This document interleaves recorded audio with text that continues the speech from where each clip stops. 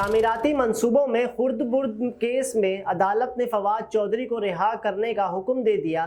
اسلام آباد high court نے Jhelum Pind Dadan Khan project میں خرد برد کے کیس میں سابق وفاقی وزیر فواد چودھری کی ضمانت بعد از گرفتاری منظور کر لی اور ان کی رہائی کا حکم دے دیا۔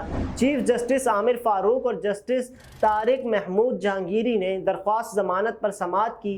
فواد چودھری کی جانب سے وکیل کیسر امام عدالت میں پیش ہوئے۔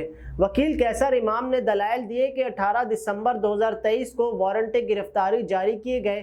فواد چودھری پر 5 الزامات لگائے گئے۔ ان کا کہنا تھا کہ الزام ہے کہ فواد چودھری نے سیاسی اثر و رسوخ کو پروجیکٹ میں استعمال کیا ہے۔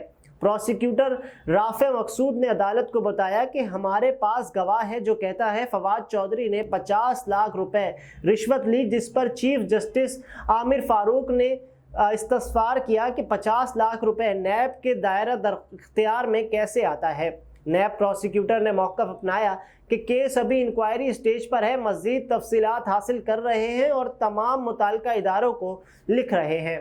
چیف جسٹس عامر فاروق نے استفسار کیا کہ نیب نے شواہد کے بعد میں لکھا اور بندہ پہلے گرفتار کر لیا۔ نیب کے پاس فواد چودھری کے خلاف سب سے مرکزی شواہد کیا ہیں؟ نیب پروسیکیوٹر کے سپریم کورٹ کے فیصلے کا حوالہ دینے پر چیف جسٹس عامر فاروق برہم ہو گئے۔ چیف جسٹس عامر فاروق نے ریمارکس دیے کہ سپریم کورٹ کو چھوڑیں، پہلے شواہد تو بتائیں۔ بعد ازاں اسلام آباد ہائی کورٹ نے فواد چودھری کی درخواست ضمانت منظور کر لی۔ فواد چودھری نے نیب کیس میں جوڈیشل ریمانڈ پر اڈیالہ جیل میں قید ہیں۔ انہوں نے ضمانت بعد از گرفتاری کی درخواست دائر کر رکھی تھی۔ خیال رہے کہ 16 دسمبر 2023 کو قومی احتساب بیورو یعنی نیب کی جانب سے جہلم پنڈ دادن کیس میں سابق وفاقی وزیر فواد چودھری کی وارنٹ گرفتاری جاری کر دیے گئے تھے، جبکہ اسلام آباد کی ڈسٹرکٹ اینڈ سیشن عدالت نے وارنٹ تعمیل کروانے کی اجازت دے دی تھی۔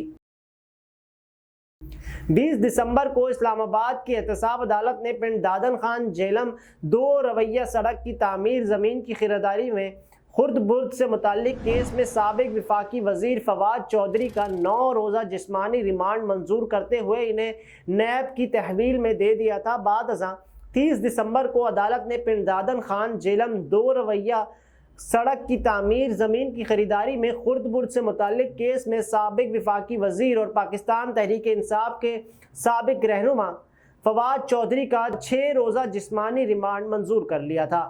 5 جنوری کو اسلام آباد کی احتساب عدالت نے جہلم کے تعمیراتی منصوبوں میں خرد برد کیس میں وفاقی سابق وزیر فواد چودھری کا 4 روزہ ریمانڈ منظور کیا تھا۔ اسی طرح 9 اور 12 جنوری کو بھی 3 روز کا جسمانی ریمانڈ منظور کیا تھا۔ 7 مارچ کو اسلام آباد ہائی کورٹ نے فواد چودھری سے جیل میں اہل خانہ کی ملاقات کے لیے جمعرات کا دن مختص کر دیا تھا۔